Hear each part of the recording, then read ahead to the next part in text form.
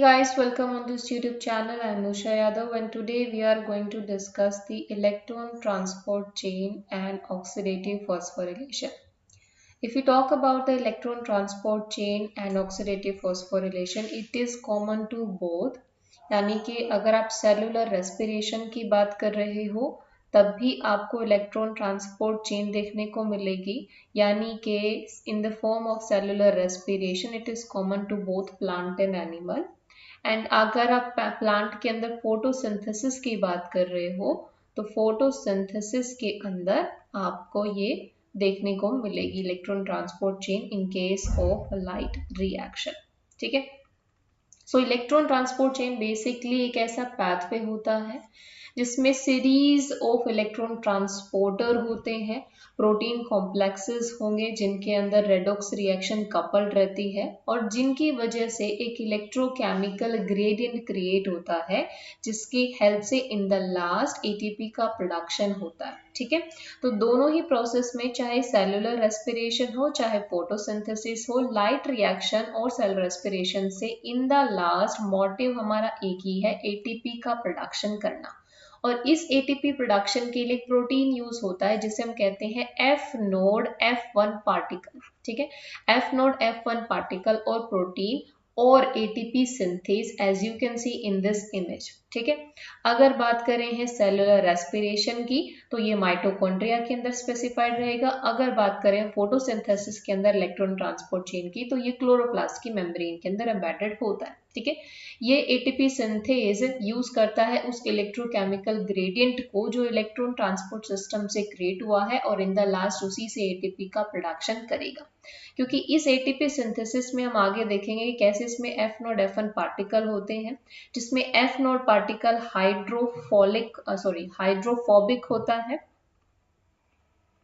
so that it is embedded in the membrane, and F1 जो होता है it is hydrophilic in nature और ये हाइड्रोफिलिक होने के साथ साथ एक रोटेशन शो करता है और उसी रोटेशन की वजह से एडीपी से एटीपी का प्रोडक्शन होता है। सो हम कह सकते हैं इलेक्ट्रॉन ट्रांसपोर्ट सिस्टम का मेन मोटिव होता है एटीपी का प्रोडक्शन करना। उसके लिए बहुत सारे कॉम्प्लेक्स सिस्टम या प्रोटीन सिस्टम को ये यूज करता है। दोनों ही प्रोसेस के अंदर हमें देखने को मिलेगी, हमें फोटोसिंथेसिस के टाइम क्लोरोप्लास्ट में इन the form of light reaction देखने को मिलता है।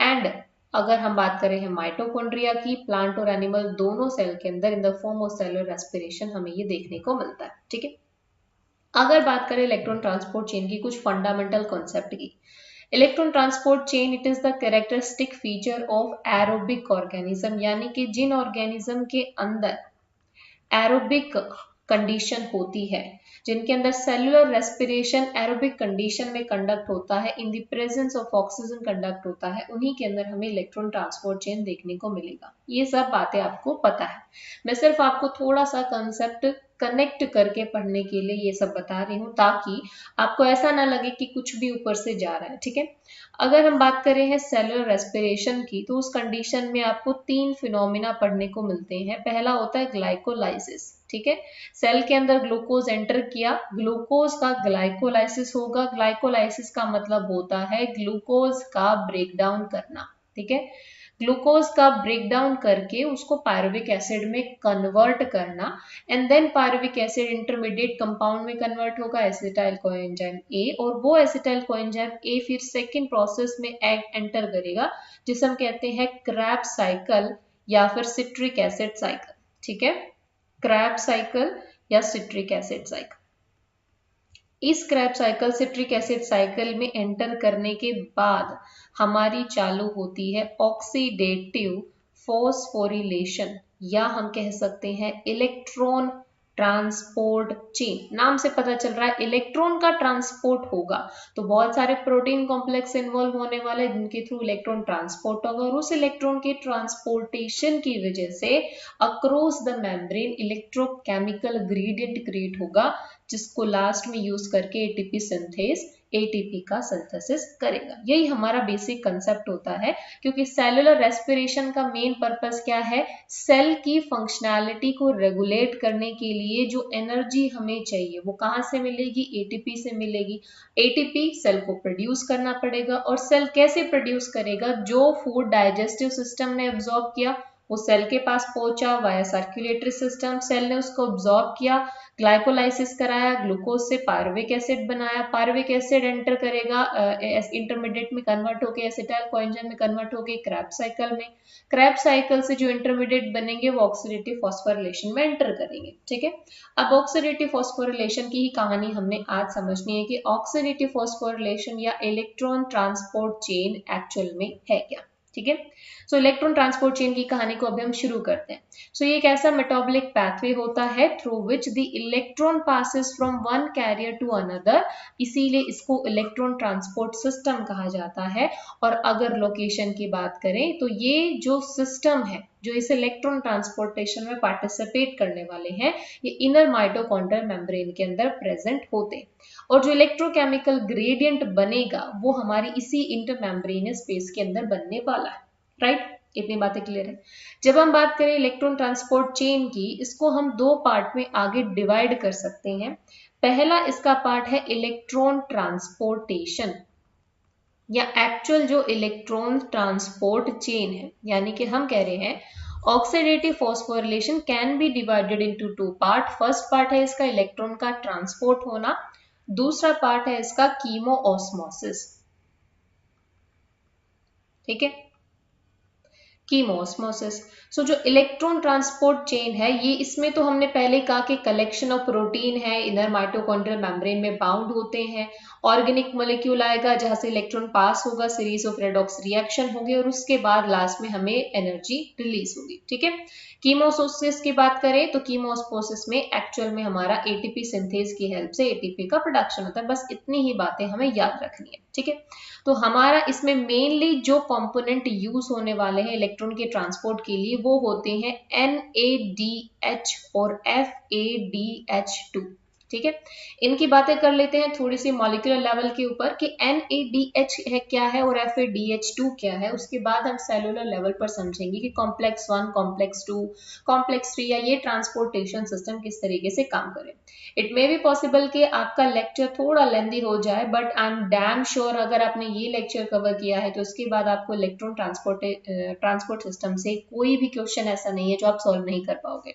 सेकेंड थिंग, इस इलेक्ट्रॉन ट्रांसपोर्ट सिस्टम में हम इसके इनहिबिटर प्लस अनकपलर को भी डिस्कस करेंगे। So stay tune if you really want to understand the whole concept. Okay, so molecular level की बात करें तो दो इंटरमीडिएट हैं जो हमारे इस इलेक्ट्रॉन ट्रांसपोर्ट सिस्टम में एंटर करते हैं, NADH और FADH2। पहले बात कर लेते हैं हम लोग NADH की। NADH, चलिए FADH को थोड़ा सा इरेज कर लेते हैं यहाँ से ताकि NADH के बारे में थोड़ी सी मॉलिक्यूलर लेवल पर चीजें हमें क्लियर। अगर इसकी फुल फॉर्म करें तो इसे हम कह सकते हैं nicotinamide. Nicotinamide adenine dinucleotide. Dinucleotide, ठीक है, ये इसका फुल फॉर्म हो गया निकोटीना अमाइड एडेनाइन डाइन्यूक्लियोटाइड। ठीक है, इसके अंदर दो पार्ट होते हैं, एक होता है NAD+, दूसरा होता है NADH। यानी हम कह सकते हैं जो निकोटीना अमाइड एडेनाइन डाइन्यूक्लियोटाइड है ये दो फॉर्म में रह सकता है, NAD+ और NADH। NADH इसका रिड्यूस फॉर्म होता है और NAD+ इसका ऑक्सीडाइज्ड फॉर्म होता है।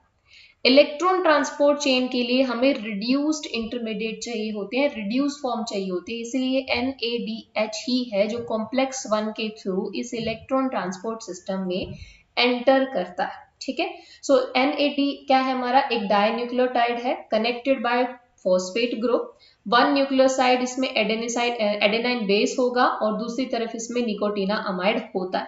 रिएक्शन की बात करें तो हमारा किस तरीके से ये इंटरकन्वर्टेबल फॉर्म होती है, इस रिएक्शन को हम यहीं पर नोट डाउन कर लेते हैं। हमने कहा ना दो फॉर्म है, एक ऑक्सीडाइज एक रिड्यूस फॉर्म है। ऑक्सीडाइज फॉर्म को रिड्यूस फॉर्म में कन्वर्ट किया जा सकता है, रिड्यूस को ऑक्सीडाइज में। लेकिन जब हम इसे कन्वर्ट करना है तो हम लोग कुछ इस तरीके से रिएक्शन हमें देखने को मिलेगी। ऑक्सीडाइज फॉर्म जब भी हमारा रिड्यूस फॉर्म में कन्वर्ट होगा तो हमें कुछ इस तरीके के इंटरमीडिएट मिलेंगे। ठीक है, तो इस तरीके से हमारा कन्वर्जन हो गया और ये रिड्यूस फॉर्म फिर एंटर करेगा इस साइकिल के अंदर। क्लियर। आर इसमें क्या है, आर इसमें कोई भी रिएक्टेंट हो सकता है। फॉर एग्जाम्पल मान लीजिए हमने आर को यहाँ पे कोई शुगर मॉलिक्यूल है, ठीक है, तो आर हमारा कोई शुगर मॉलिक्यूल हो गया, उसके प्लस हमने NAD पॉजिटिव लिया, तो हमें ये हमारा ऑक्सीडाइज्ड फॉर्म है और ये रिड्यूस्ड फॉर्म है। क्लियर, आई होप आपको यहाँ से क्लियर हो पा रहा होगा। स्पेस थोड़ा कम है इसलिए आई होप आप इससे मैनेज कर पाए, ठीक है। दूसरे इंटरमीडिएट की बात कर लेते हैं। दूसरा इंटरमीडिएट अभी हमने जो डिस्कस किया, हमने कहा था FADH2 है जो कॉम्प्लेक्स सेकंड के थ्रू इलेक्ट्रॉन ट्रांसपोर्ट चेन में एंटर करने वाला है। अब FADH2 क्या है जी, FADH2 है basically flavin adenine dinucleotide, ठीक है।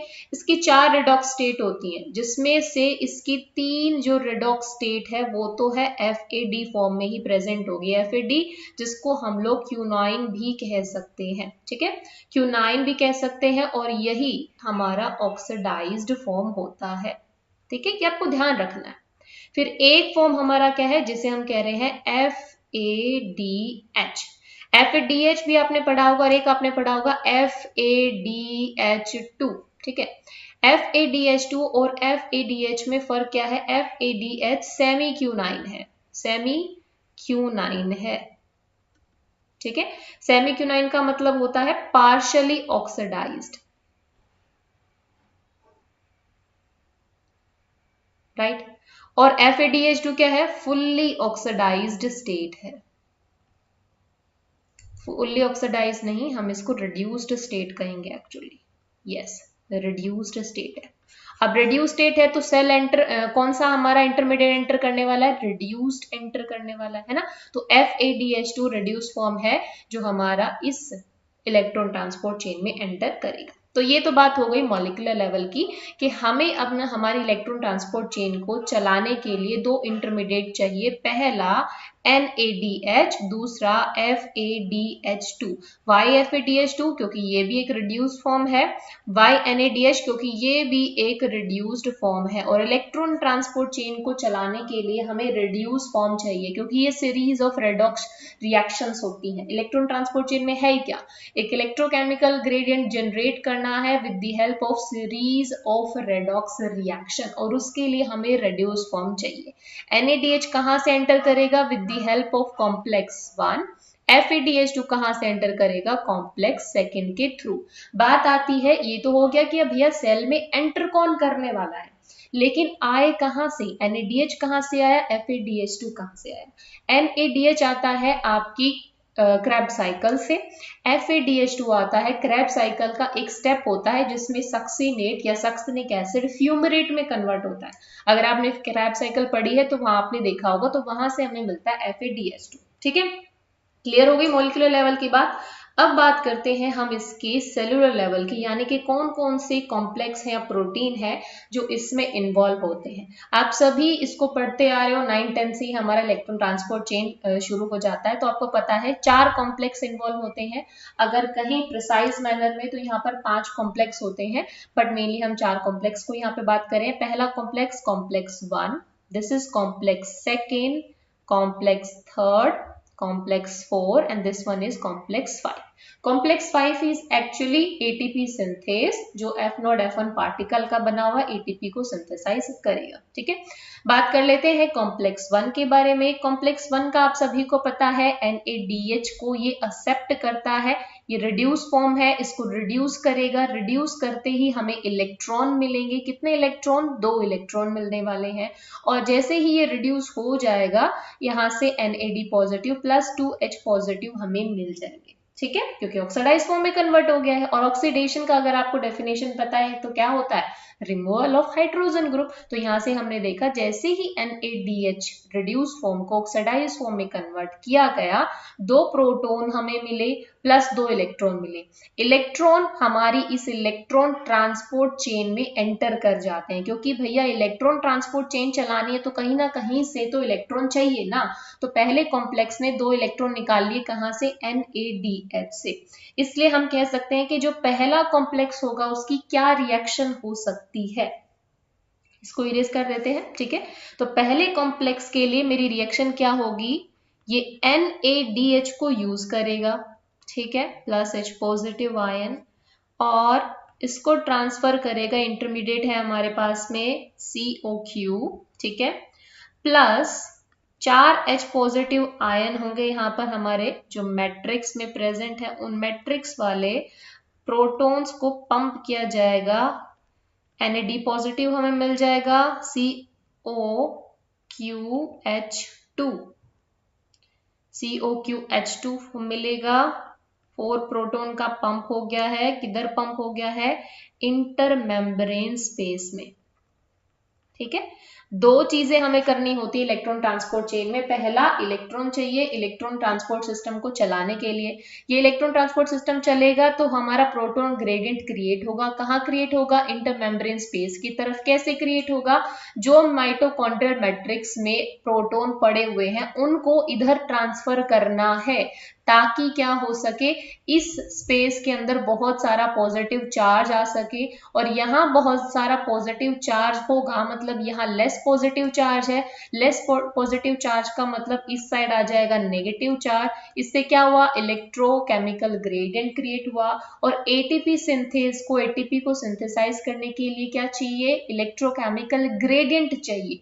अब आपको पता है जो हमारे आयंस है वो along the electrochemical gradient transfer होते हैं, तो यहाँ पर हायर है, यहाँ पर लोअर है, तो हमारा H पॉजिटिव आयन का ट्रांसफर कहाँ होगा, from this intermembrane space to this matrix की तरफ, है ना।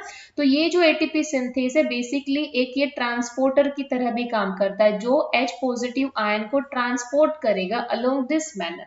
लेकिन जब भी ये H पॉजिटिव आयन को अपने अंदर से ट्रांसपोर्ट होने देता है, F1 पार्टिकल रोटेट होता है, और F1 रोटेशन की वजह से ADP जो इस माइटोकॉन्ड्रियल मैट्रिक्स में प्रेजेंट है ATP में कन्वर्ट हो जाता है बाय एक्सेप्टिंग 1 फॉस्फेट ग्रुप। और यही सारा काम तो हमने कराना है। हमने क्या कराना है, इस मशीन को चलाने के लिए एटीपी सिंथेस वो मशीन है जो एटीपी का प्रोडक्शन करती है, लेकिन इस मशीन को चलाने के लिए चाहिए फ्यूल। फ्यूल क्या है, इसको चाहिए H पॉजिटिव आयन का ग्रेडियंट। ग्रेडियंट कैसे चाहिए कि भैया इसकी इस साइड में ज्यादा पॉजिटिव आयन प्रेजेंट हो, इस साइड में कम हो, तभी ये मशीन चल पाएगी। और इस मशीन को चलाने के लिए, इस ग्रेडियंट को क्रिएट करने के लिए ही हम ये सारा तामझाम कर रहे हैं कि एक इलेक्ट्रॉन ट्रांसपोर्ट चेन चला रहे हैं, जिसकी वजह से हमारा H पॉजिटिव आयन का, प्रोटॉन्स का यहाँ पर एक ग्रेडियंट क्रिएट होगा। तो समझे, कॉम्प्लेक्स 1 जब भी चलेगा तो कॉम्प्लेक्स 1 की वजह से एक बार अगर ये NADH को यहाँ पे ऑक्साइड, मतलब इसकी रेडॉक्स रिएक्शन अगर चल रही है, तो सिंपली यहाँ से 2 इलेक्ट्रॉन हमें मिलेंगे, प्लस 4 प्रोटॉन को ये पंप करेगा, कहां से, माइटोकॉन्ड्रियल मैट्रिक्स से इंटर मेम्ब्रेन स्पेस की तरफ। तो हमारी रिएक्शन क्या हो जाएगी, ये हमारी रिएक्शन हो जाएगी। क्लियर, आई एम श्योर आपको क्लियर हो गया होगा। अब बात करते हैं कॉम्प्लेक्स नंबर सेकंड की। कॉम्प्लेक्स सेकंड क्या काम कर रहा है, कॉम्प्लेक्स सेकंड जिसका नाम होता है सक्सिनेट डिहाइड्रोजिनेज। सक्सिनेट डिहाइड्रोजिनेज है, FADH2 को एज ए इंटरमीडिएट यूज करता है, और FADH2 रिड्यूस फॉर्म को ऑक्सीडाइज्ड फॉर्म में कन्वर्ट करेगा, और जब ये इसको ऑक्सीडाइज्ड फॉर्म में कन्वर्ट करता है तो यहाँ पर भी हमें 2 इलेक्ट्रॉन मिलते हैं। बट एक चीज आपको याद रखनी है, कॉम्प्लेक्स 1 जब भी चलेगा तो 4 प्रोटॉन पंप होंगे from mitochondrial matrix to intermembrane space की तरफ। कॉम्प्लेक्स सेकंड में ऐसा कोई भी प्रोटॉन पंप नहीं होता, इसीलिए इलेक्ट्रॉन ट्रांसपोर्ट चेन में लेस एफिशिएंट माना जाता है कॉम्प्लेक्स सेकंड को, क्योंकि इसमें प्रोटॉन तो पंप हो ही नहीं रही, एक काम तो हमारा हो ही नहीं रहा है ना, इलेक्ट्रॉन तो मिल रहे हैं लेकिन प्रोटॉन का पंपिंग नहीं हो रहा। ठीक है, ओके। फिर यहां से n, चाहे कॉम्प्लेक्स 1 से 2 इलेक्ट्रॉन आए, चाहे हमारे आए कॉम्प्लेक्स सेकंड से, दोनों ही इलेक्ट्रॉन कहाँ जाएंगे, क्यू साइकिल के पास जाएंगे। अब क्यू साइकिल क्या है, क्यू साइकिल भी बेसिकली एक इंटरमीडिएट पैथ होता है जो कॉम्प्लेक्स 1 और कॉम्प्लेक्स सेकंड से इलेक्ट्रॉन को कैरी करके उनको कॉम्प्लेक्स थर्ड को ट्रांसफर करता है। ठीक है क्या, इलेक्ट्रॉन को भेज रहे हैं यहाँ से, एक कॉम्प्लेक्स 1 ने इलेक्ट्रॉन भेजा क्यू साइकिल के पास, कॉम्प्लेक्स सेकंड ने भी इलेक्ट्रॉन भेजा क्यू साइकिल के पास, क्यू साइकिल दोनों से कलेक्ट करके उसको कॉम्प्लेक्स थर्ड के पास भेज देगी। ठीक है, कॉम्प्लेक्स थर्ड, कॉम्प्लेक्स थर्ड का नाम है साइटोक्रोम C रिडक्टेज। ठीक है, साइटोक्रोम C रिडक्टेज क्यों है, क्योंकि इसके अंदर साइटोक्रोम C प्रेजेंट होता है। साइटोक्रोम C में क्या होता है, हीम ग्रुप प्रेजेंट होता है। ठीक है, हीम ग्रुप इसमें प्रोस्टैटिक ग्रुप की तरह प्रेजेंट होगा। एंड अब ये जो हमारा कॉम्प्लेक्स थर्ड है, जब कॉम्प्लेक्स थर्ड काम करेगा तो ये कॉम्प्लेक्स थर्ड भी क्या करने वाला है, 4 प्रोटॉन को पंप करने वाला है from mitochondrial matrix towards the intermembrane space. ठीक है, ओके जी। अब कॉम्प्लेक्स थर्ड से हमारा साइटोक्रोम सी के पास इलेक्ट्रॉन जाएगा और साइटोक्रोम सी से इलेक्ट्रॉन जाएगा कॉम्प्लेक्स 4 के पास। जैसे कॉम्प्लेक्स 4 के पास इलेक्ट्रॉन ट्रांसफर होता है, कॉम्प्लेक्स 4 के पास हमारा एक्सेप्टर बैठा हुआ है। एक्सेप्टर क्या है, ऑक्सीजन। ऑक्सीजन यहां से एक्सेप्ट करेगा एंड देन वो कन्वर्ट हो जाएगा वाटर के अंदर। यानी कि इलेक्ट्रॉन ट्रांसपोर्ट चेन से हमें एंड प्रोडक्ट क्या मिलता है, हमें एंड प्रोडक्ट में मिलता है एटीपी प्लस हमें मिलता है वाटर। वाटर क्यों मिलता है, क्योंकि इसमें last electron acceptor oxygen molecule है, इसीलिए यहाँ पर हमें बाद में जैसे ही इसके अंदर हमारा O2 के साथ इलेक्ट्रॉन को ये एक्सेप्ट करेगा, ये वाटर के अंदर कन्वर्ट हो जाएगा। क्लियर, इतनी बातें क्लियर है, आई एम श्योर इतनी बातें क्लियर होंगी आपको। ठीक है, अगर हम यहाँ पर थर्ड कॉम्प्लेक्स की रिएक्शन लिखे, थोड़ा सा कॉम्प्लेक्स हो जाएगा, चलिए हम उसको यहाँ पे नहीं लिखवाते हैं। ओके, फोर्थ कॉम्प्लेक्स की रिएक्शन हम यहाँ से नोटेड डाउन कर सकते हैं, वो हमारे लिए इजी होगा समझने के लिए। फोर्थ कॉम्प्लेक्स के लिए हमने क्या कहा, यहाँ पर साइटोक्रोम सी होगा। साइटोक्रोम सी प्रेजेंट होता है, यही साइटोक्रोम सी इलेक्ट्रॉन को एक्सेप्ट करने वाला है। ये रेड कलर का है क्योंकि इसमें हीम ग्रुप प्रेजेंट होता है। यहाँ से ये इलेक्ट्रॉन को ट्रांसपोर्ट करेगा ऑक्सीजन को and then 4 proton pump matrix से ट्रांसपोर्ट होंगे कहां पर, साइटोक्रोम, यहाँ पे हमारा हो गया ये कन्वर्ट, साइटोक्रोम ऑक्सीडाइज्ड फॉर्म में कन्वर्ट हो गया। पहले सॉरी ये रिड्यूस फॉर्म था, ये ऑक्सीडाइज्ड फॉर्म है। एंड देन हमारा यहाँ से हमें मिल जाएगा वाटर मॉलिक्यूल, यहाँ से सॉरी 1 वाटर मॉलिक्यूल हो जाएगा ना, half O2 + 2, yes 1 water molecule हो जाएगा प्लस 2H पॉजिटिव आयन किधर हो जाएंगे, इंटर मेम्ब्रेन स्पेस की तरफ। ठीक है, क्लियर, समझ आया क्या बातें मैंने कही। कॉम्प्लेक्स 4 के जो साइटोक्रोम सी होता है, ये रेड्यूस फॉर्म में, ऑक्सीडाइज फॉर्म में कन्वर्ट होगा। कैसे कन्वर्ट होगा, अपने इलेक्ट्रॉन को ट्रांसफर कर देगा लास्ट इलेक्ट्रॉन एक्सेप्टर ऑक्सीजन की तरफ, ऑक्सीजन एक्सेप्ट करके वाटर बना देगा। और जब ये कॉम्प्लेक्स हमारा काम कर रहा है तो इसके लिए 4 प्रोटॉन यूज हो रहे हैं और 2 प्रोटॉन को पंप किया जा रहा है from mitochondrial matrix towards the intermembrane space.